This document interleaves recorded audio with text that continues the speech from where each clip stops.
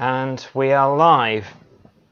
Hello everybody and welcome on this historic day as lots of places have hit over 40 degrees and both myself and Lara and myself are here enjoying this. It's getting a bit nippy now. I might put the heat on in a little bit.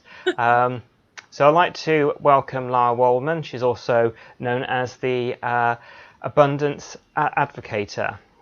She's a coach, business network, and she's written this wonderful book, Money Manifesting Mastery, 5 Steps to Abundant Attraction. I first met Lara at the Isborne when I booked her for a guest speaker, and it was a wonderful talk / workshop that Lara gave us. Now Lara has 2 decades of working in this field, the spiritual field and financial success. She has a passion for helping people being authentic and for allowing people to achieve that success and to be their perfect, wonderful self. She's very into mindset strategies and always think that wealth gives that freedom.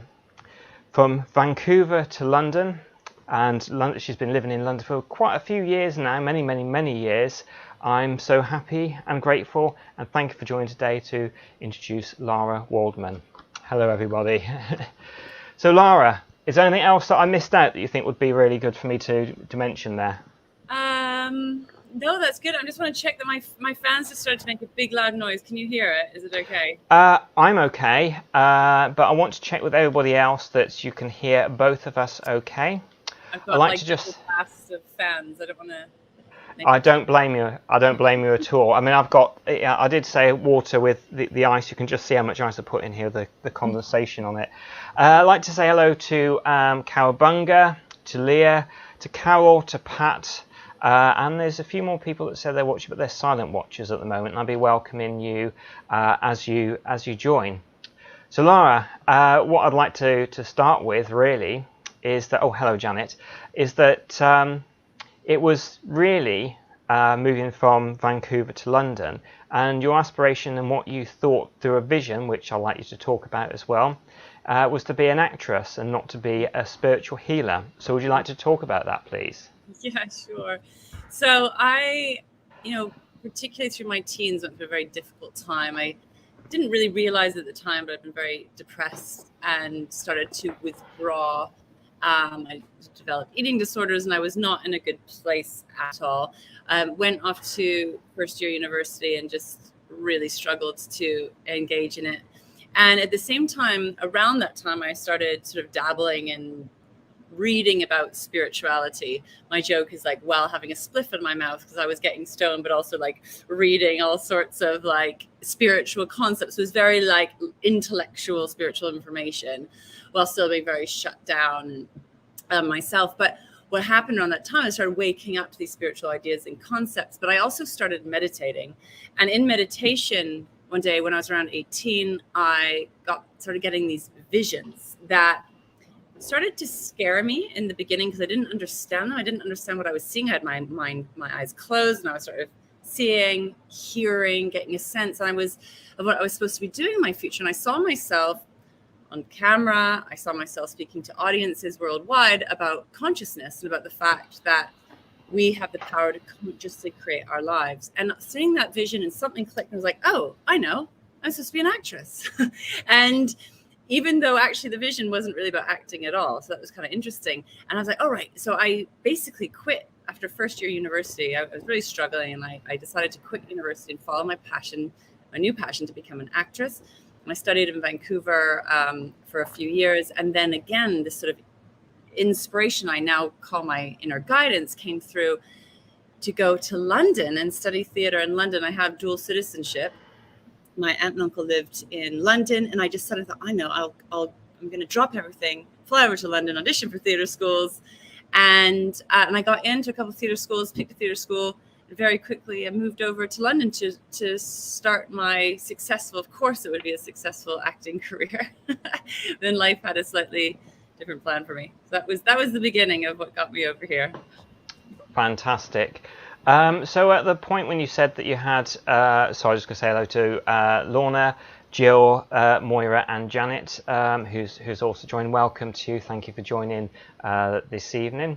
There was actually a point when you realised that it really was spiritual work and helping people grow and develop spiritually, that you suddenly realised that it wasn't going to be an actress, and how did you first basically cope with that, and how you can say how that came to you as well? Yeah, so similar. So I I think I just graduated from theater school, and I'd got an agent, and I had sort of started on my journey. And again, I was meditating. I shouldn't have just started meditating. I would have been fine then. But basically, in meditation, I had my eyes closed again, and I remember it was very dramatic at the time.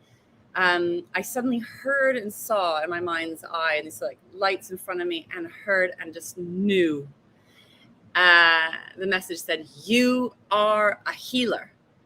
And all I remember is being like, "Oh my God." And then I just collapsed in the bed in the fetal position, just sobbed and sobbed, because in that moment I knew that I wasn't going to be an actress. And I was devastated. And I was like, "What's a healer?" I didn't know what a healer was. But I had a sense that something to do with my hands, and I had a sense of it, but I actually didn't know what it was. And so I was so upset, and I was quite devastated, and I was quite pissed off. So I was like, "All right, universe, whoever's plan this was," I was like, "I'm not looking for this healing thing. You better bring it to me," because I was super annoyed and upset, a bit devastated. Because I've been very focused on that for the last 5 years, and I really thought that was my destiny.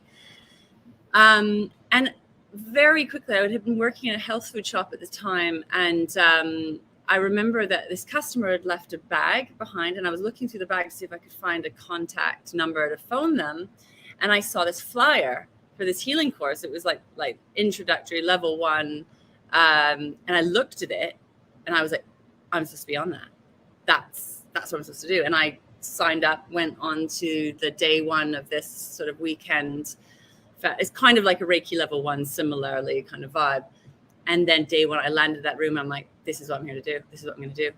And very, very quickly from there, the manager of the health food shop approached me and asked me if I wanted to start working there as a healer. I didn't look for it. It just all kind of like landed in my lap in a sense. And probably within 6 months, I was starting to see clients from this clinic in this health food shop. Amazing. My internet went a little bit slow for a while, so I hope I'm not going to glitch, and I hope I don't suddenly cut off. So I hope that's all right, and we've been running okay for everybody. Now, what I'm really interested is because your book, but when you first started, I know that it was meant to be, you were thinking money is about love and it's about giving, and also so a lot of the people that you were having that interaction with spiritually on that spiritual level thought that money was kind of evil and bad. And when did the realization come to you that it isn't, and it can really free you up? Well, that was quite a lot of years later. So I was working as a healer, spiritual coach, and channel for many years, probably for about 6 years before the money work started coming in. And I was very happy just serving, giving, doing my thing. I would say I was very much in hiding as a healer. I wasn't really promoting myself at all. Really developing as a healer, I would say. I was developing all my psychic gifts, and all that was sort of starting to grow and evolve. And it wasn't actually until that I had my second child, and I was stuck at home. Felt kind of stuck at home with these 2 little kids. I absolutely loved and still love being a mother. It's a very big part of my life. But I remember just feeling very stuck and very frustrated because we had no money. We were really broke. But I had this sense of this purpose, this vision I'd seen when I was 18. And I was like, I'm trying to, help people. And I'm trying to make a difference. And I'm not asking for that much. I just want to be able to go on holiday, eat organic food, and just do my thing, like just serve. I couldn't even afford childcare. We were really, really stuck. And that was the moment. I just remember kind of collapsing on the sofa and asking this question, like in meditation. I said, what is going on with money and this planet? That was my question. And then I started channeling in, bringing in, when I ask questions and when I tune in answers come. And I started just downloading the most extraordinary information about money that I'd never heard before. I'd never kind of opened up to before. And this beautiful being, was like this sort of 12-foot being, stood in front of me and basically explained this whole version of money that I didn't even know was possible. And basically was carrying all of this sort of gold and wealth in his arms and said, this is here and this is available for you. And there's a way to receive this in this very kind of, what I would say, heart-aligned, soul-aligned way. And I was like, well, if all of this money and wealth is available to me, how come it's not? How come I'm so stuck? How come I'm in this difficult financial situation? And then this being proceeded to show me what was going on within me. These walls, I sort of saw these walls, these barriers all around me. And I was like, well, what are these walls doing? They're like, these walls are stopping you from receiving. And I was like, well, why are they there? Let's bring them down. They're like, no, these are your barriers of protection. These are all the ways that you are protecting yourself in life. And these barriers of protection are blocking money from coming into your life. And I was like, well, let's bring these down. And I was like, and it was like, well, and then it proceeded to kind of share with me why they were there. And actually that bringing them down would be kind of very confronting. So I started this it was first very surprising. This whole version of kind of what I would call, heart, soul, and wealth and money was being shown to me from this being. I was then being shown where I was blocking money. But what really surprised me after that was like, okay, well, let's bring these walls down. Let's just bring it down. Of course, I'm going to open up and receive that. That's beautiful. But what I didn't realize was what was hiding in those walls. And this is where we hit on your question, where what I started to hear, see, feel, perceive was what I now lovingly call all my money blocks, all my blocks to receiving. Beliefs, patterns, programs that were particularly rife in the spiritual community, which is money is the root of all evil. Money is bad. People with money are greedy. Money corrupts, all this sort of very, very bad. So the idea is if you're spiritual, and I remember actually someone that was very close to me said, you should give this stuff away for free. You shouldn't charge for spiritual gifts. You shouldn't charge for this kind of work. This should be free. So there I was having this sort of inner experience with money. And then the outer world, within the kind of communities I was in and friends, and actually lots of people that I care about and care what they think were telling me that money was bad. So then I started this real conflict where I was doing this sort of inner work, trying to understand. It was very confusing. And then also my outer world telling me that was bad and money is bad and I shouldn't be so it was very private. There was a lot of shame and it was very private work that I did for the first few years before I started working with it with clients. Brilliant. And I've got Lorna here says, love it when you notice signs sent you.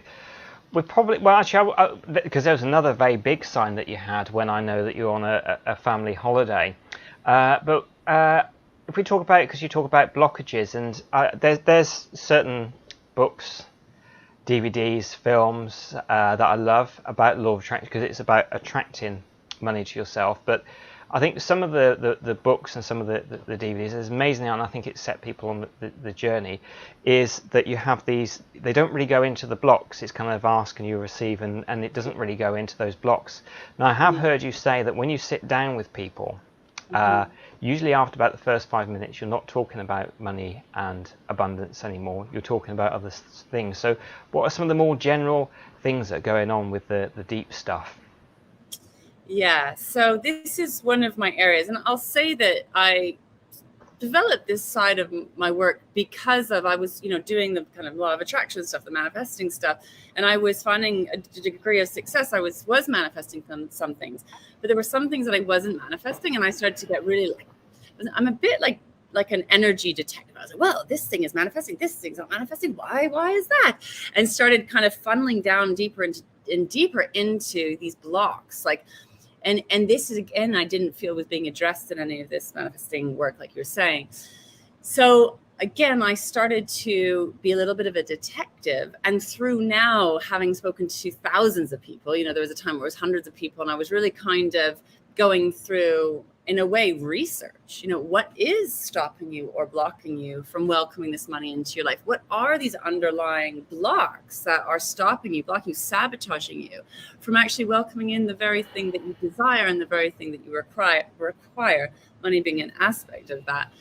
And there are different levels, and there's different layers, right, of as we start funneling into our money blocks.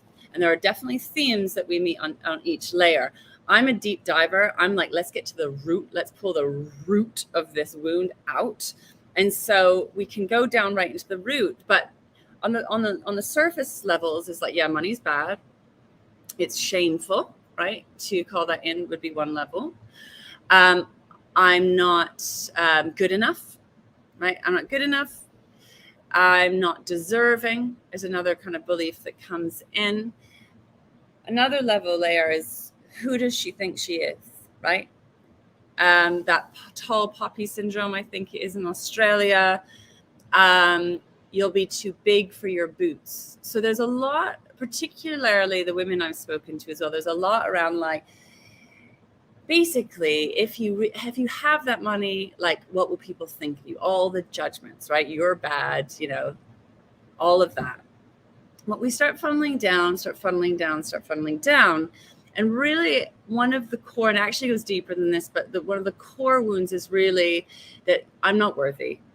I'm not deserving. I'm not good enough, right? So there's a very core, it's deep in the shadow. It's deep in the underground.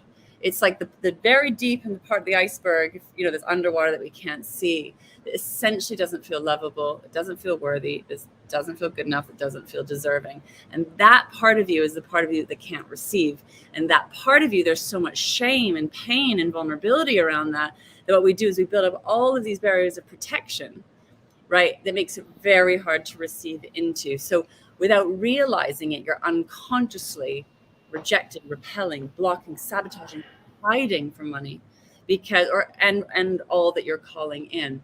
And this is the bit that I find very fascinating, that we need to kind of call it rewire, to start to learn how to receive into those shameful, painful places. Yeah, and I won't pull it up, but like I know a friend of mine is very, very good at the work that they do spiritually, but they kind of have that it should be free. So I hope that this really sort of helps you tonight. In your book, you mention the importance of just resting, and what is really good about this book is at the end of it you've got like things to do at the end of each chapter. One of the very first steps is just having 20 minutes just to completely switch your mind off. If you can say the importance of that, because I guess that's, people might think, make plans, start asking for receive. What's the importance of just allowing your mind to rest?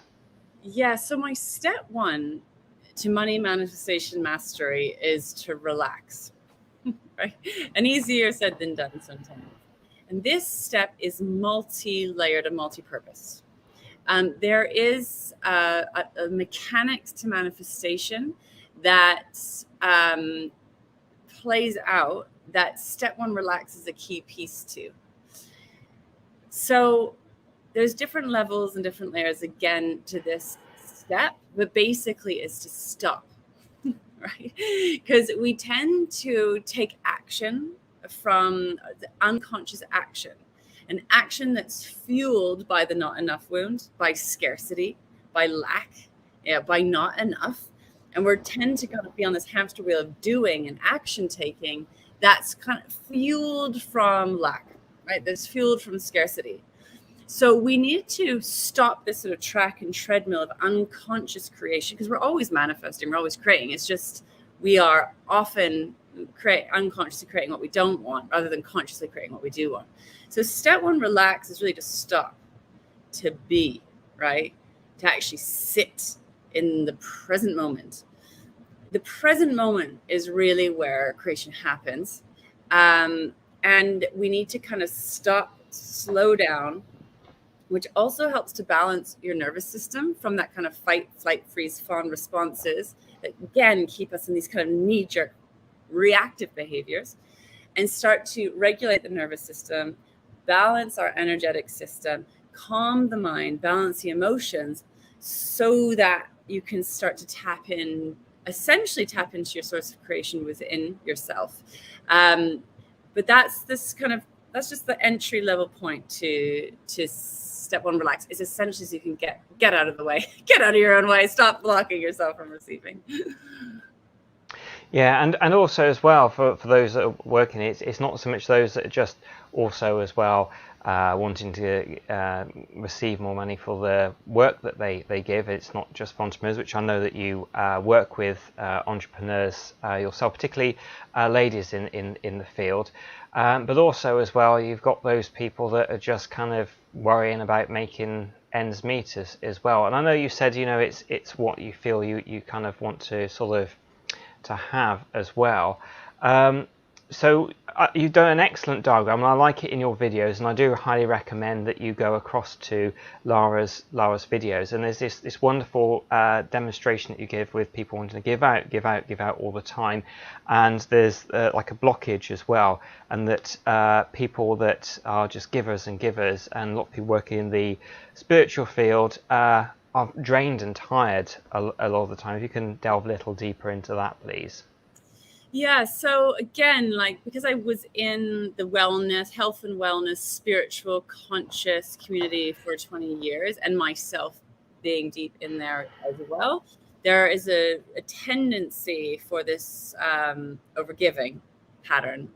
Good-hearted people, well-meaning people, wanting to make a big difference, want to contribute to the lives of others, but the energy is all going out, which is fine and works to a degree. But basically, if you're constantly giving but never filling up your cup, right, we drain our resources. So for people, there's some people that need to do the opposite, right, that are just focusing on the I and just focusing on having and taking, and they need to do the opposite. They need to get into getting kind of like that giving and generosity mode. But for a lot of the kind of spiritual giver people, it's really important, essential, right, that you are also including yourself in what you're trying to give.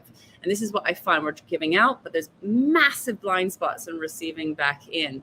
And this is where, you start to feel drained, you start to feel tired for your work. But not only that, it's what I see is a lot of blocks when getting clients, inconsistent income, feast and famine, being like the world's best kept secret. You're kind of in hiding. It creates a lot of problems in your business, in your bank account, but also in your body with your own health and well-being. I believe that there's, this work is about also activating your gift. It's activating your purpose. It's activating your creative power. And so I use money very consciously as a vehicle to activate you into your purpose, into your power, into your prosperity. But the main, I think, in that area, it's overgiving and essential to learn how to receive. And I tell you what, most people don't know how to do that. They really don't. And this is what I find really, really fascinating. I just want to say hello to Steve, who's joined us, David, who's joined us. We've got this up. I guess it goes into the feast and famine. Do you find you have periods of times when everything seems to fall into your lap, money comes in, etc., and then times when it's the opposite? So we can delve deeper into the as people say, feast and famine. I remember talking to this about somebody, and they said, well, one of the things that does help is stop using feast and famine, to stop bringing that into your consciousness. But if you can say, hello soldier, a little bit more about the feast and famine syndrome, how you get some people that seem to get that money coming in and then lose it, and get it coming in and lose it. Yeah, it's really, really interesting. So this is where my little energy detective starts going. Right, what's going on here? So what I like to do is take your what's going on currently in your business, currently in your finances, like what's actually showing up. And so the feast of famine, some months you have money, some months you don't. Or you'll have money and then suddenly, I call it unmanifesting money, right? You might land, that great client or that great contract, and you find yourself like, wait a minute, where did it go? Right? And so we want to use that, whether we call it feast or famine or not, it's just really looking at what is actually going on in your bank account. And this is, again, people don't want to look at the difficult stuff. They don't want, and this is part of the big shadow in the spiritual community, where we just want to be light and love and we just want to be positive. Don't bring in any negativity. But there's a bypassing and avoidance there. We have to be willing to look at what's going on. So we want to look and be like, what are the patterns? What are the cycles that are going on in my finances? And the reason why we want to do that is because it reveals so much gold around what is going on a much, much deeper level. Money is just one level, right? That's what's manifesting in your physical reality, and go, all right, what is here? So this is where we need to take a deep breath and take step one, relax, and be like, okay, let's relax. Let's drop into this moment and be present with what is here. Most of us want to run a mile from looking at what's going on. We just want to stay positive, right? Positive visualization. But there's a place in that where it becomes avoidant, right? It could be anxious avoidant, for example. We want to go in and be brave and like, okay, let's look at what's going on. So this is where we need to go into inquiry, right? So there are practical things, right, that will be going on, for example, in your business. If you're a business owner, you're an entrepreneur, and you're in this cycle, there will be practical systems and structures that are missing or need to be put into place. And what I like to do is go into the deeper levels of what's going on in your inner game with your relationship with money, with your relationship with receiving, with your relationship with your business, and start to shift the inner game so we can start to create shifts and changes in the outer game. Now, one thing that's like, it's not going to make sense. If you're listening to me, this may not land with you in a logical level, but I've coached so many people now around this pattern that there are themes. Everyone's unique. But what we want to look at is, so what happens when that money lands into your bank account? Maybe you land that high-end client, right? Or you land that contract, or you have a month where there's just a lot of work coming in. How do you feel about that money being in your bank account? What is going on with your relationship with money when it's actually there and it lands in? One of the patterns that I see is like, it's like a hot potato, like, how do I get rid of that? What? How do I get rid of that as fast as it came in, right? And why? Why is it so uncomfortable to hold it? To have that money, to hold it, to nurture it, to let it nurture you, to look after it, to let it grow, to take care of it. What is stopping or blocking you from being able to receive it? What is going on that makes you go, get rid of it as fast as it came in? And this is where amazing information starts to be revealed that may not make any logical sense. Because logically, you're like, of course I want that money. Of course I want consistent 5, 10K months coming in. Of course I do. But do you, right? So how do you really feel about it? And this is where we hit on all sorts of variants of why that is. But one could be that money is not safe, right? That it somehow doesn't feel safe, somehow feels dangerous. Or if you have shame around having money or guilt around having money, you're going to get rid of that money as fast as it came in. You're going to be focusing on wanting to give it out rather than nurturing yourself. And this is where we need to be brave and go in and go, right, my step 2 to money manifestation mastery is release, where when we stop and relax, we can start to look at what's here and then start to release some of these patterns where you're unconsciously trying to get rid of that money as fast as it came in, essentially. Thank you. I'd like to say hello to Karen, who has just joined us. Now, something I wanted to, because when I was going through your wonderful book, and also as well all your videos, and what I found really interesting, this book was written, you're getting a name for yourself, and then whilst you're on holiday, your intuition, your higher self guidance, told you to take a break, and that had a good story in itself. So if you can say why this message came to you and what it gave you as well. Yeah, that was a fun time. So yes, and just say these the videos are on my YouTube channel, just in case people don't know where these videos. So I'd been, working hard in a way, overcoming a lot of very, deep inner blocks and obstacles to follow my inner guidance, to follow my intuition, to start to build what I was being guided to build, start to bring into the world what I was being asked to do, which was to start to empower business owners, entrepreneurs, heart-led change makers, visionaries to welcome more money into their life, right? To create powerful change and impact in the world through the vehicle of their business, body, bank account. I'd written a book, which I found really challenging, right? And I'd been like working to take these steps to build up to reach a wider audience. I was guided to be online. I'd been hiding in London, be visible, book, YouTube, get out there. And faced huge mountains of kind of fear and money blocks and overcoming all sorts of unconscious barriers to receiving. And finally got to this place where I was getting known as the Abundance Activator. I was starting to be, people were starting to come to me as the kind of go-to person in this field. And it was starting to work, like this vision and what I'd been working towards was starting to land. And I remember I landed my first high-end client and I'd sort of raised my pricing, which I was guided to. I teach about soul-aligned pricing and I, practice what I preach and, landed these higher-end clients. And it was all like, oh my God, it's all flowing. It's all great. And I was guided, and I still am, to take August off. So we took August off and went to Sweden, went to this beautiful place, an hour from Stockholm, on the water. And we arrived at this place and it was so beautiful. And I sat down, I think, one morning to meditate, and my guidance said, "Welcome home, Lara." And I was like, what does that mean? Am I moving to Sweden? Also, where we were, honestly, it could have been in British Columbia, Canada. It looked exactly like where I was from. I was like, oh my God, it's like home away from home. It's so much closer to London. I felt like I'd come home in Sweden. And I was like, this is my place. So I was like, welcome home. What does it mean? It's just like, it's like I was quite confused. And then it says, you've arrived in abundance.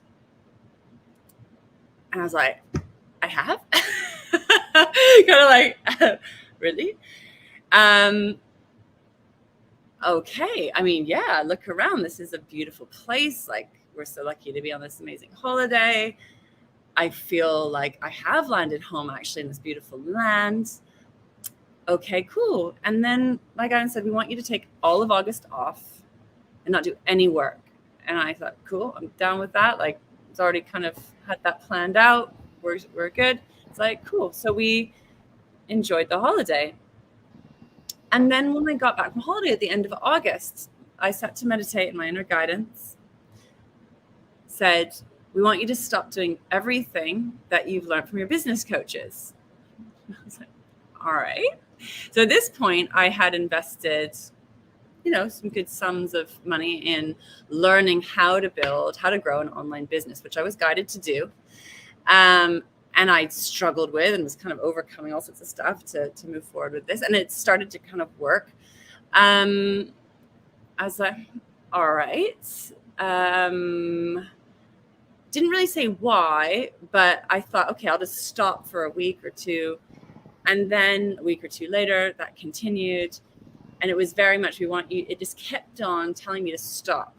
But didn't tell me the full meal deal of stopping right away. It kind of slow. Like, I think it probably was like, we need to drip feed this information to this woman.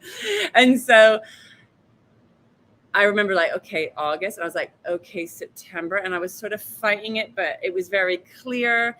And just to explain, at this point, I'd already made a commitment 15 years ago to always follow my inner guidance. So I'd been practicing following my intuition, following my inner guidance for many years. It never failed me. It had always been right. So I was like, okay, it's like, this is stretching me a bit. We hit October and the money starts drying up. And the guidance is like, stop everything. And I was like, I am really confused. I don't understand what is happening now. And my guidance said, go back to the steps that you teach. So around money manifestation mastery, I was like, okay, what would you teach your clients right now? was like, well, step one, relax. And so I was like, yes, step one, relax. Okay. I was like, still kind of like slightly fighting this guidance. And long story short, right? Every single day I woke up with immense anxiety. Every single day I went through my 5 steps to money manifestation mastery and journaling, meditation and journaling. And every day I was guided what to do. And this went on. What I was guided to do was stop. What I was guided to do was nothing. And this went on day after day after day, waking up with immense anxiety. And my guidance was like, you're okay, aren't you? I was like, yeah, I am now. They're like, how are you right now? I'm like, I'm okay right now. I'm like, is there, food? Is there money? I was like, yes. They're like, you're fine right now. It's like, right. Now, I can tell you now that this went on for 16 months in the end. And if I hadn't had the kind of years of following my gut inner guidance, I would have thought I was crazy. I would have thought, and I was like, seriously, am I unconsciously sabotaging myself because I had built up to this level? It's like, is this my inability to receive? Am I unconsciously blocking, sabotaging my success? And I got that I wasn't actually. But what became very clear, and over time, and it didn't come in, the information didn't come in except for stop, undo, do nothing. But what I now know, and what I started to see and understand was, one, to open up to receive from all sorts of places, not just my business. So there were things that were coming in and I was being taken care of. Two, bring down the anxiety. So the anxiety, what happens when we go into anxiety or fear or scarcity, we just go into scarcity, not enough. And that creates a whole fight, flight, kind of freeze response that gets us, inspires us to take action that's not always aligned action. And I was like, oh my God, I teach this stuff. Like, this is what I do. I have to listen. And also at this time, I'll be very honest. I was like, I am the abundance activator. I am like the money manifestation woman who doesn't have any money right now. So there's quite a lot of shame as well that was going on for me. And they're like, follow the steps, Lara. You be your own client, like la da da da da. But what became clear and evident over time was what I was being asked to do was step one, relax, step two, release. And what I was being asked to release was a wounded pattern that was actually blocking me from stepping into my next level in my business. And this pattern, it was very insidious and I couldn't really see it. And a lot of these money blocks are in our unconscious, and it's hard. We have to kind of stop and slow down and go in to find them and to see what is unconsciously running us. And that was that, who am I, right? And what is my value if I'm not the abundance activator, right? That I had kind of twisted up my value and my work. So my guidance was basically teaching me to unhook myself from my value and my work. So what is my value just from my being, right? Am I worthy of receiving just for being me, right? Where there was this pattern that was like, okay, I can receive as long as I'm giving, and I'm giving out a lot. And if I'm serving the world and I'm helping people and I'm making a difference and I'm working towards something, and then I'll receive. But there was a very wounded place in me that didn't understand the value of my being, like who I am, just Lara, without all the whatever, all the kind of all my work around me. But it took me a while to get that. It was like every day, it was like letting go. We're going to get you let go again and let go again, let go again.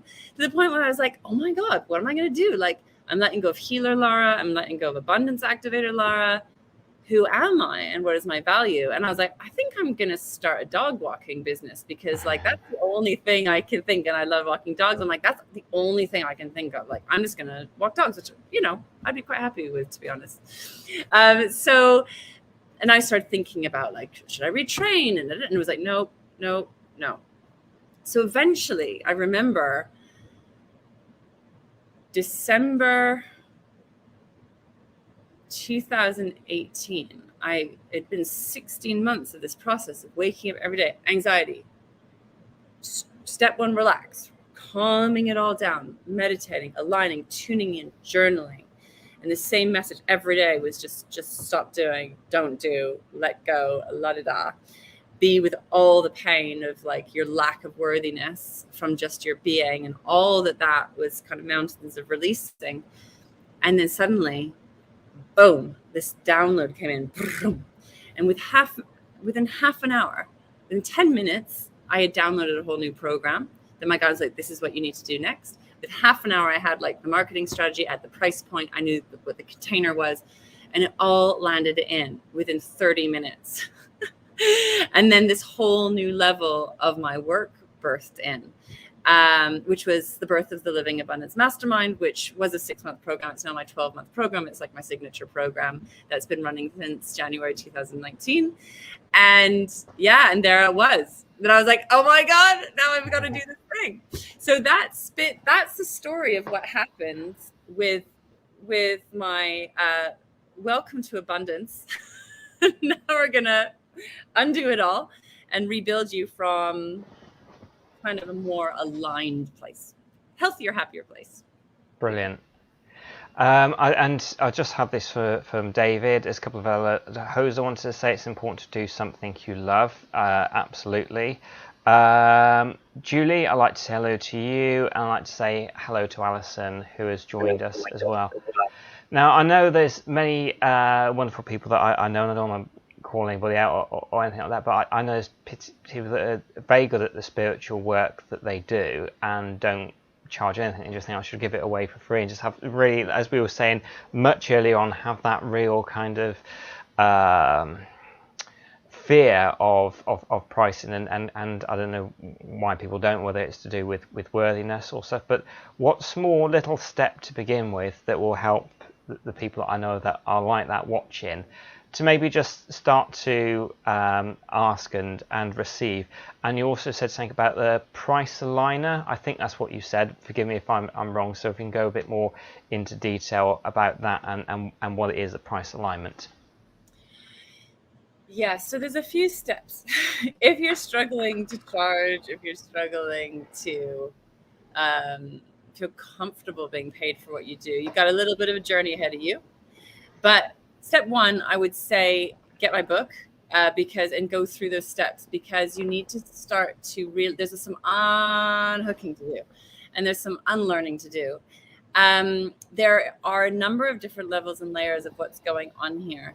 But the very first step is to stop, right? Step one, relax, and connect into your heart, connect into the soul.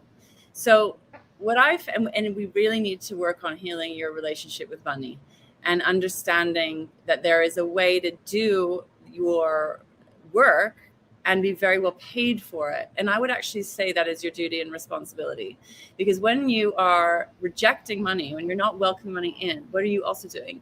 You are rejecting your gifts, and actually it creates a barrier between your gifts and what you're here to do, and it landing, grounding, seeding, planting into physical reality. So the very first step is to stop. And you need to start by making a choice around how do you want your relationship with money to be. And we need to start really identifying all your judgments that you have about money and what your beliefs are about money, and start to unhook some of that. And, and that would be one level. And then another level is really, what do you want? Like, what does your heart long for? What does your soul long for? And I've never met a soul, and I've never met a heart that's going to tell you to be broke. Right? Never. And I've done a lot of work with people around what they want. All levels of like people and, doing spiritual work and, heart-led businesses, heart-led work. Not once has anyone said on a heart soul level to shrink, your pricing. So the first would be like, whoa, let's have a look at what's going on and really start to identify what your beliefs are, what you believe to be true about money. And you could just sit down and start to journal it. What do you believe? So if money was a person that came and sat in front of you, What do you think about them? How do you feel about this person? Or like I say, if money came knocking on your door, right? How do you respond to that? Do you lock the door? Do you close the blinds? Are you skeptical? What do you think about this person at the door? What are your judgments, right? Are you in a place where you would open the door or welcome them in, sit them on the table, say, welcome, I'm so happy you're here. Like, how can we, I don't know, what can we do next, kind of thing. And that will be a really great first step to understand what's going on. And then the second step is also, what do you want? Like, if you stop all that BS, right, around all the judgments and self-protection around money, what is it that you really want? What is it you really long for? And you can tap into that on a soul aligned level, but also just on you on a human level. Like, what do you want? What do you need? So there's different levels. Human you, right? What do you want? What do you need on a financial level to get clarity of actually what you want, what you need? And my suggestion entry point for that is, what would help you to feel relaxed when it comes to money?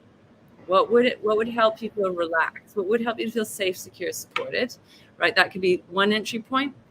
But if you're able to tap into heart and soul aligned consciousness, is then what is the soul aligned wealth frequency, the heart aligned wealth frequency that's in vibrational alignment with your work, right? So it depends if you're able to tap into that level of energetics.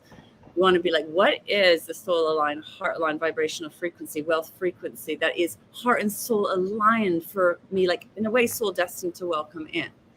So what's a vibrational match to your work in terms of, let's say, a monthly income? So this is where we're looking at kind of the power of your gifts and the power of your work, right? And what is a financial vibrational match to be receiving? So what you're giving out in terms of your gifts, and then what you're allowing back in. And it is the most extraordinary thing that there is a match there. There is an alignment. And when you block your receiving money, you block the activation of your gifts. It's nuts, right? Because I did not know this. I'm like, I'm gonna heal the world. I'm gonna give to everyone. The more I started to increase my pricing, the more I started to value my work and package and price it accordingly, right? As my pricing increased, my gifts and the power of my work increased, right? It's like your capacity to receive gives sort of a funnel or a vehicle for your work to reach people. It's extraordinary. So that would be like how I'd answer your question, at least step 1 and 2. Perfect. I know that people will get the explanation in your book, but journalism, writing a journal has been mentioned a few times, and some people are like, I'm going to give this a go. I'm going to open my journal and I'm going to do this, and then they might start thinking, right, what should I do now then?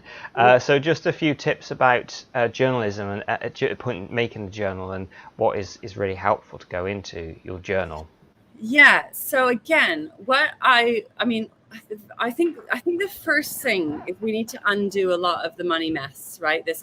What I would say the unhealthy relationship you have with money. So first we need to identify that. So you can start with thinking, hi, money. Welcome money into the conversation. And so you could think, how much money would you like to be welcoming in? What would be great? You could get clear on that amount first, put that at the top of the page. You're like, hello, money. How do I feel about you? So what are the judgments that you have about money, right? And you could just start kind of what I would say is free write, as in just write what comes. Don't think about it. Don't try and control it. Be like, what do you really think about that money? Because logically, you might be all right with it, but there will be a whole inner game going on, which is super interesting. And be like, what do I feel about money? How do I feel about receiving this money? What happens if this amount of money landed? How would I respond to that? And so you can just start kind of asking questions around this money and see what starts to come through. You will be very surprised and it will be very fascinating. It's not always nice because you're like, oh God, there's a lot of stuff going on here. But I think it's better to understand what's running you, right? Better to see it, running in your unconscious shadow, the shadow aspects of yourself that are unconsciously creating, than to be like blind to it. So I'm a big kind of believer in diving into the shadow aspects, diving into these trauma patterns that are keeping you in separation from what you want. Yeah, no, I completely agree with you there, because I think that's, it's kind of, I think it's Joseph Campbell says the cave you fear to enter holds the treasure that you seek, and I really do feel that helps an awful lot. Big things manifestation gurus talk about is vision boards. I know vision boards are in this. What creates a great vision board for somebody to actually get excited and start that manifesting process to happen? Yeah, so not everyone gets on with vision boards, and so I'm aware of that, and that's okay. But I'm a fan of it, and I'll tell you why. It's a visual reminder of what you're going for. Because what happens is, in a moment where you're feeling good, or you're feeling inspired, or I don't know, just you're having a good day, you might be, yes, I'm open, I'm receptive. Let me claim all the things I want.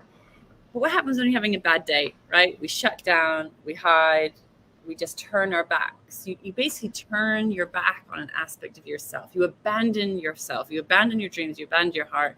You put the shutters down from that soul. And so the vision board for me is a place to remind yourself about what it is you actually want, to remind yourself about where you're going, and to help you to focus, to stay focused on what you want rather than focusing on what you don't want. Because we have a tendency, particularly on the bad day, to focus on like all the things that aren't working, right? We tend to focus on the lack, the scarcity, what isn't there, feeling a victim, right? Feeling things are hard, things are difficult, poor me.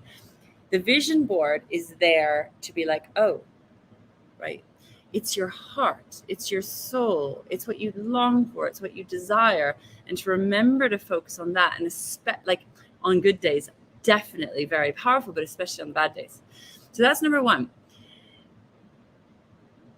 If you're an artist and you love visual things and you love the idea of taking time to make your vision board beautiful, then do, right? Cut out images of examples of how you want to be living or what you want to be experiencing. Draw, if you can draw things, like put all the things you desire down and make it really beautiful. But if you're not very artistic like me and you can get stuck in perfectionism, I call myself a recovering perfectionist, just keep it really simple. So what I would just do is like get Post-it notes and literally just write the word or write the amount of money and just put Post-it note and pins on. It wasn't very pretty, but it was just there as a visual reminder. So if you enjoy the creative aspect of vision boards, then great, make it beautiful, and that's lovely. What I quite like about the Post-it notes and pins and the vision boards, you can change it up. So it's quite good to sort of refresh your vision board probably like once a quarter, so about every 3 months, and really just tune in again and be like, where are we going? What do we want? Let's fine tune and refine what you're calling in. And I bring the vision board in as part of the money manifestation mastery practice, to bring it in your meditation, to bring it in to be like simply to funnel your focus on what you want and to tune in to all of your intentions and why it's important. And then I, take you through a process, my 5 steps to money manifestation, and use that vision board as part of that. You don't have to have a vision board, but like I say, it's there as a visual reminder. There is a power in just glancing at it, just sort of looking at it and just reminding yourself of what you want, even if it's for a few moments or a few seconds every day. It is very powerful to have it there. Not essential, but it is powerful. Thank you. I'd like to also welcome Claire, who's just joined us. Good evening to you. I hope you're doing okay. So yes, David. So some folks respond better to visualization as opposed to written words. Yeah. So one of the things I want to, and it's actually going back now when you had your appearance at the Isborne. But I think this is really important because I used to be one of these people, and I've grown as a person since then. But what I used to do for law of attraction, it wasn't just the money side of it. It was all sorts of law of attraction. What I would end up doing is I used to think, is it there? Is it? So it'd be like the seed, and just kind of, is it there? Yeah, is it there? And you gave a wonderful metaphor about apples. So if you can talk about that, people keep checking and kind of have that little bit of doubt and maybe push in what they could manifest away from them. Yeah, so I think for me, nature is always like our greatest teacher. Trees for me are just always remind me of how this work works. So my guidance is always showing me nature. So what we tend to do, right, is we're getting clear on what we want, and setting our intentions, getting on the vision board, we are taking a seed of consciousness, right? The seed, which I see, it lives inside of you, is how I see it actually. But you could call it, the consciousness of the soul coming through the body. And we need to land and ground and seed our intentions into reality. So that's like taking the seed, right? And we know that in order to grow seed, we need to put it in the soil, and it needs to be a moist soil, right? So there's some water. And in time, that seed will grow. But what we tend to do, right, is we set the intention, plant the seed, right? And we're like, oh, is it working? And we'll sort of dig the seed up. We're like, is there roots? Is there roots? And we know that if you pull a seed out of the ground, we're going to actually, we might be able to replant it again, but it actually is quite disruptive. It's much better to keep this. We don't leave the seed. Don't dig up the seed. We trust that if I plant the seed in the right environment, it will start to grow. So that's one thing, is when we go into doubt, when we go into mistrust, when we're like, I don't know, is it working? I don't know, I need evidence. And that's very much the mind that's like, I don't really trust this process, or I don't understand how this process works, right? The mechanics of manifestation, we're not taught, we don't totally get it. And all the money blocks come up, and that basically cause us to pull up the seed. So that's one thing.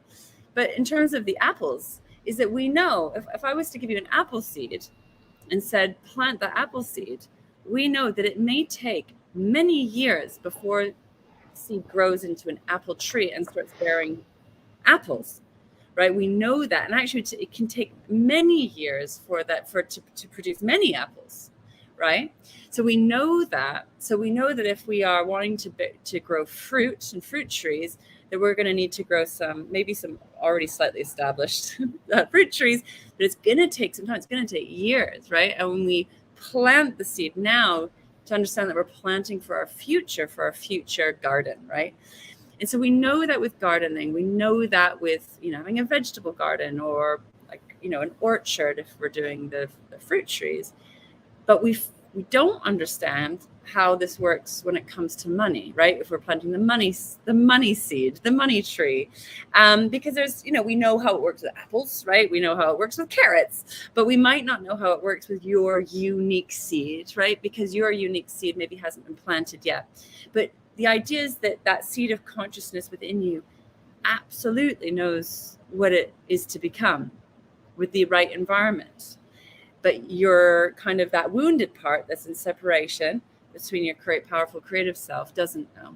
And so this is kind of the analogy, I think, is plant the seed, keep nurturing that seed, and trust that in time, right? In time, things will start to grow.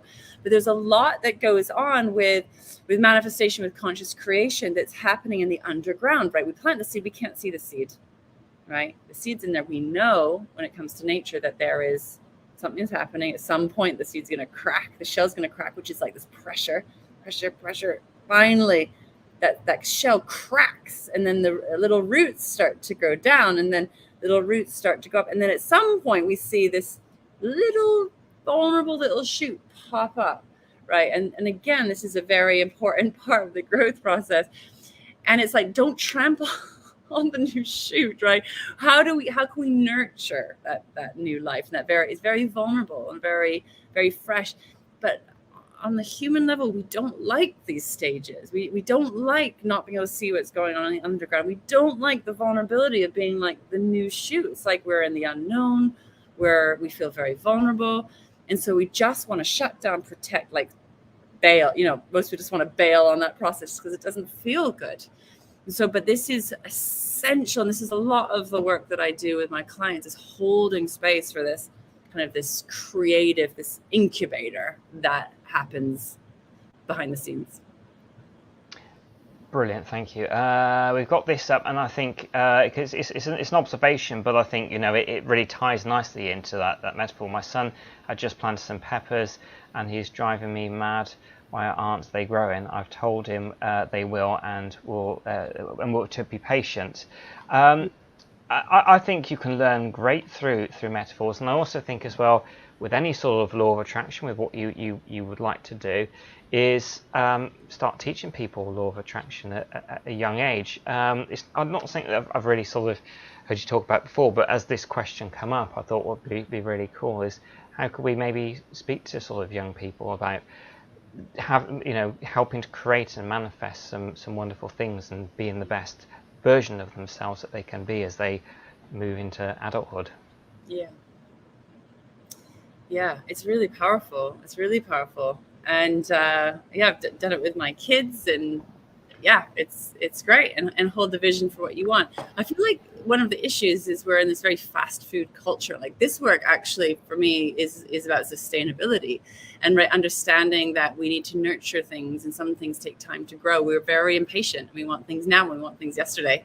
And it's like, okay, what do I need to do now? And what do I need to nurture now for my future, for growing that money tree or that money garden or that legacy? That some things just take time to grow, and we don't want to know that. We want it now. So some things, like, when we get into instant manifestation, and when you start getting behind the scenes with how someone has manifested instantly, there's usually a lot of like solid foundations behind that. Things don't necessarily poof out of thin air. It's usually come from seeds they planted or work that's happened beforehand, but we don't always see it. And that's when sometimes things finally land. It's like, oh my God, it seems like it's just happened. It seems like poof out of thin air. And some things, absolutely, people can do that. But I think for the most part, there are foundations in place with what we're experiencing. We just don't necessarily acknowledge them or know, or really, we're not really nurturing those foundations or taking care of those foundations. And so I'm really passionate about sustainability. And I think that sustainability starts with also our relationship with ourselves, and how we're nurturing our own inner garden. I totally agree. Again, an observation, that's a good learning process. I did the same when I was a kid. It took months. So yeah, being patient is a great lesson. I think that being patient is great growing seeds, as we said. So now we're I usually like around this sort of time, because it's a 90-minute show that we do.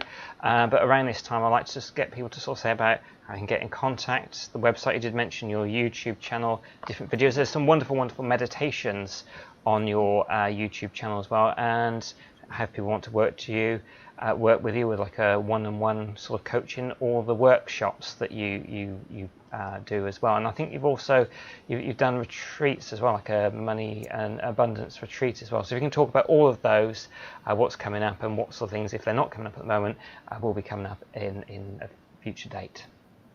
Beautiful. Yeah. So there's a few things. I like to offer as much kind of free resources as possible to get you started, to get you going.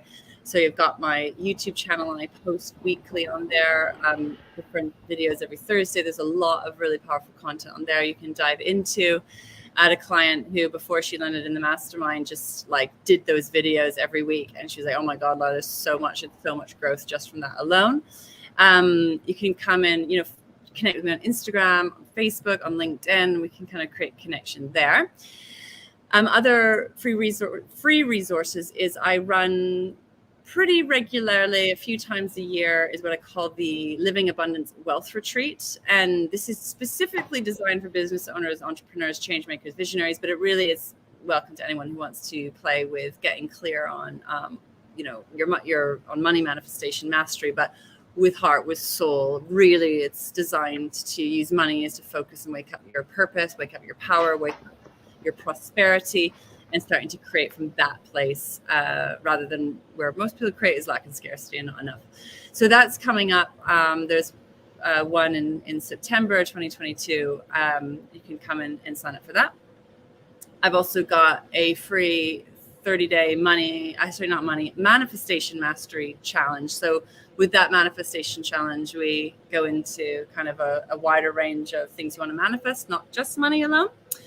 And those are really the great entry points. And if you want to come in and look at working together one-to-one, I do have a money mastery breakthrough session It is free, but it's application only. So those sessions, I really want to make sure they're the right fit for you. So what you can do is go and apply for that. You just need to make sure you answer all the questions. Be very honest about where you currently are and what you want.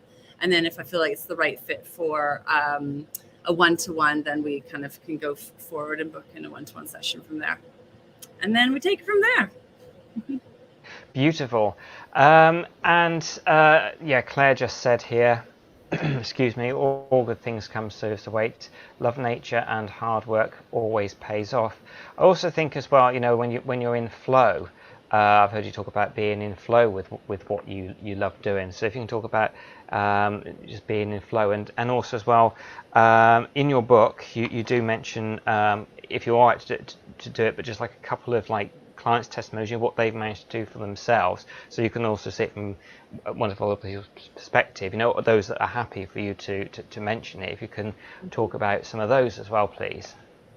Yeah, I mean, gosh, I have so many amazing client testimonials that just blow me away.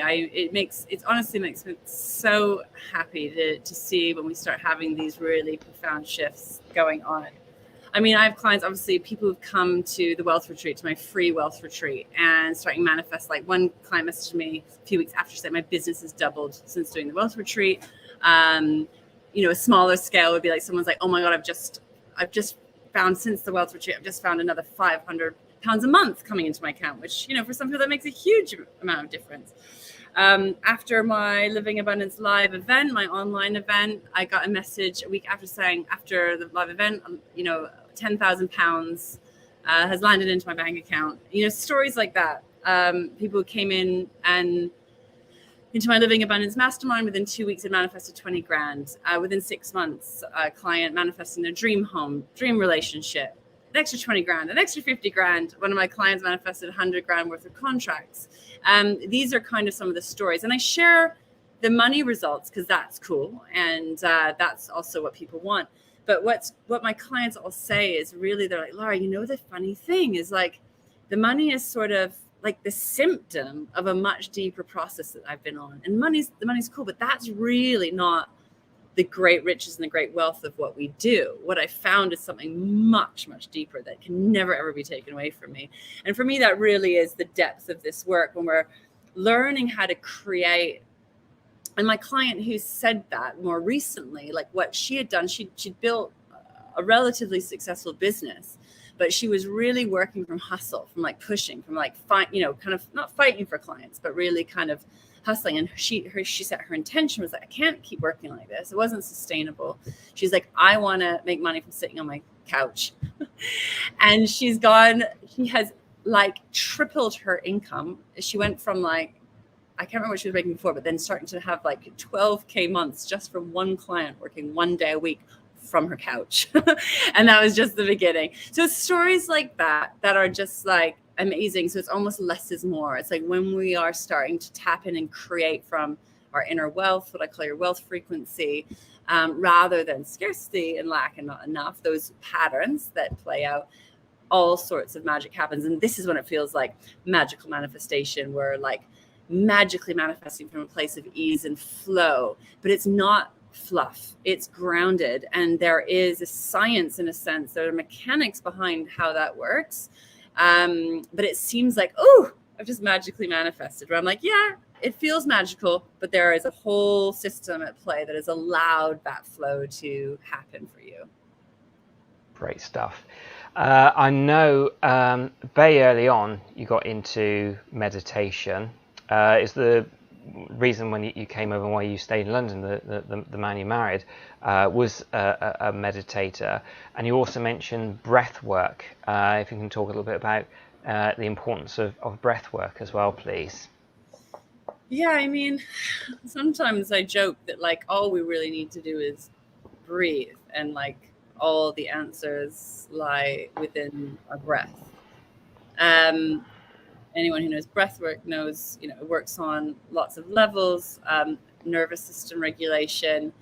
But what I love about the breath in terms of money manifestation, in terms of, you know, this overgiving pattern, it's like, we know, right? If in order to exhale, you have to inhale. You can't just exhale.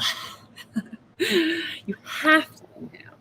All right. And you have to inhale as equally as you exhale, right?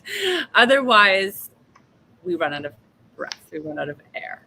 And the breath really, like the lungs, like that just is what keeps us alive. We would not be here without the breath, right? So for me, when we're thinking about breath work, it's multi-purpose, but like slowing, deepening the breath helps to calm. Again, we want to bring you out of that very wounded, traumatized nervous system response that keeps you in these cycles of like overworking, overgiving, under-earning, undervaluing yourself, all the things, hustling, burning yourself out, and starting to find what is your kind of more natural rhythm, which helps you to tap into your creative power. So, and also just if you're struggling with understanding the value of receiving and why it's important, just come back to the breath. You have to inhale if you're going to exhale. You have to inhale if you're going to exhale. And for me, just like the beautiful seed and trees and all these things, the breath can teach us exactly the same thing. I receive with the inhale and I release with the exhale, right? And I receive with the inhale and I release with the exhale, right? And we're circulating, we're dancing with life, right? That we are part of life and we're co-creating with life, right? Circulating this breath through our bodies. So I think it's a really nice thing just to remember if you're struggling with the value of being well paid. I think if you want to give out all these great gifts, right? You need to be able to receive and top up the tank so you can keep giving, right? So that's what I like about breath work and the foundations of money manifestation mastery. Excellent. And just by doing the breath work, is that one way? Because I know I like following my intuition and my gut, but I know certain people that do struggle with following intuition and their mind's going crazy all the time. Is that a good stepping stone into following your intuition by slowing your breath down? Is there other things you can do to help your intuition grow?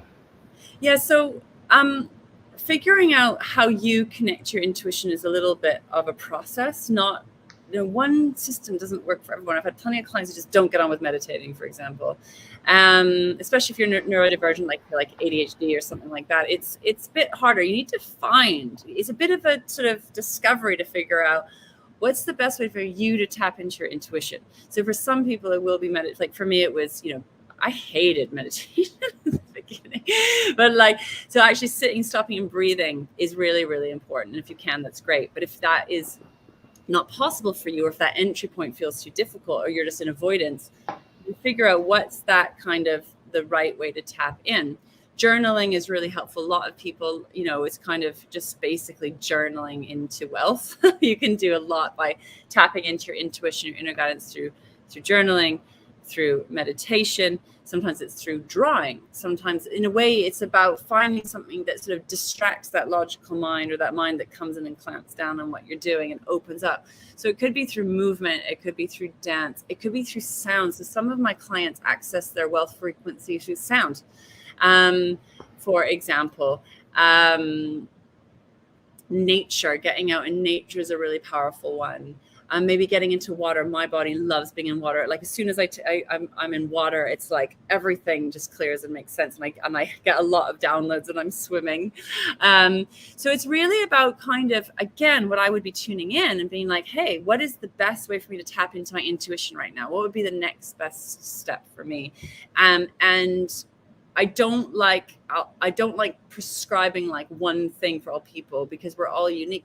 But there's definitely crossovers, and some things, there'll be some tools that do work for a lot of people, but not necessarily for everyone. So it's a little bit about figuring out your unique way into your intuition and releasing all the judgment, all the preconceived ideas, and starting to play. And I say play because you want to keep it light. You want to start exploring. The other one actually is a pendulum. Sometimes people, you can use a pendulum to help you access your intuition as well. That's another one. Really cool. Claire, I guess this is an observation again. If I hit a problem that I'm stressing over and can't work out, I walk away from it for 5 and take a breath. When I go back I can then usually solve the problem. And I think some people get so caught up in the head that they can't see the wood from the trees. Anything else you want to add to that at all? And Claire also says here, I used to do all my thinking in the swimming pool whilst breaststroking my mile. So, anything you want to add to that at all? That sounded quite kinky there, Claire. Yeah. Basically, I know what you were saying there, absolutely. So yeah, she's 100% right. So I know when I was writing my book, I had huge resistance to writing my book. And I would write a sentence and then this clamp down. It was horrific because I had so many limiting beliefs about my writing. My family members that are very well established authors, and I was like, my worst fear in the world would be that my aunt would read my book. She'd be like mortified, so I was horrible. Like the self kind of doubt was massive. So I'd write like a line or a paragraph and it would clamp down, and what I did was just lie down. So like Claire was saying, for like 5 minutes I'd just lie as a corpse pose, if you know yoga, and just breathe and calm down until that part of myself that kind of contracted relaxed. And I was like, get back in the flow again, and let's sit down and write. And this would just go on and on. I'd be like, back on the floor, back on the floor, like every 5 minutes. So that is 100% right. So what I would say is, if you find yourself getting into like a heaviness or like a contraction, or it's feeling hard, or like you're really getting in your way, that's what I would recommend, is taking 5 minutes to shake it up, move around the world, do a little jumping jacks, lie on the floor, do some breath work, get out. Like for me, I'll go out and walk my dog, or I just need to shift my headspace, and get yourself back into alignment again. And just for me, if it's like stress, anxiety, frustration, tiredness, I just know I've fallen out of flow, and trying to get back as much as possible back into alignment again. Watching one of your interviews, somebody asked just the most amazing question, and I kind of sort of slightly pinched it myself and kind of rejiggled it, so it's in a slightly different way, but I'd really like to ask you this here, is that what you know now, and after having particularly going really, really deep, having those 16 months where you weren't working, all the work that you've done in the book, if you could go to that lady you were, moving to London, wanting to be an actress, and then getting the thought about you're going to be a healer, what would you say now to your younger self? Buckle up, buttercup. Something like, you got it road ahead of you, girl, but it's gonna be beautiful. No, I'm just joking. What would I say? Oh my God, that version of me needed so much love. She needed to hear a lot of things. So I would probably sit with her and really tell her who she is, and why things have been so difficult, and why there's been so much confusion, and that at her core, she's beautiful, a good person, and she's just grown up around a lot of traumatized people that didn't really know what love was, and that there's a very beautiful, powerful path ahead that would be painful, but also be absolutely worth it, and to never give up on your dream. And I think probably some things took me a very long time to learn. Like, you can't do it all by yourself. Open up to receive. Allow yourself to be supported. Vulnerability is the key to your success. Like things like that, because it took me a long time thinking I'm supposed to do this by myself. I'm a failure if I get help. I'm a failure if I get support. It's like weak. I have to be strong, and all these things that took me frigging years to overcome. I'd be like, hey, that whole like protection BS where you're like superwoman, but you're not really inside. Like, just drop that as soon as you can, and life will be easier for you. So it'd be something along those lines, like telling her that her vulnerability and all those feelings and sensitivities is her key to success. And actually, the sooner she can be held in that, and the sooner she can feel safe in that, the smoother things will be for her. That's what I would say now. Brilliant. Hello to Anthony, who has just joined us, and I just picked up on you saying vulnerability there, because you are very, very honest, and you're happy to share those vulnerable times. With becoming the best version of yourself, with manifesting your life streams, how important is it, do you think, to allow that vulnerability to come through? It's like the most important thing, but it has to be held. So this is, again, like, there's only so much we can talk about in this interview. Obviously, we could talk for, well, I have hours and hours and hours and hours of content, but it's basically your creativity and your creative power also lies within your vulnerability and your sensitivity. If you've done inner child work, you'd also say it's in your inner child. Like, your inner child holds the magic, your creative magic, also your joy and your love and all of that. But this aspect of the self has often been hurt. It's been wounded. It's been traumatized. It's been violated. It's been abandoned. It's been rejected. It's been shamed. And so what we've done is, protected that very vulnerable part and put all sorts of, quite rightly, barriers of protection around it that you probably needed at a time in your life, right? And it's this sort of catch-22 where, in order to receive, you need to be able to learn how to receive into that vulnerable part, which means you need to learn how to love yourself. You need to learn how to feel safe. That part of you needs to feel safe in the world, in physical reality, to start to get this, like, rewiring to receive, I like to call it. So your vulnerability, your sensitivity, your gifts, they're all tied in together. Your powerful creator self, all tied in together, but covered up with a lot of pain and shame.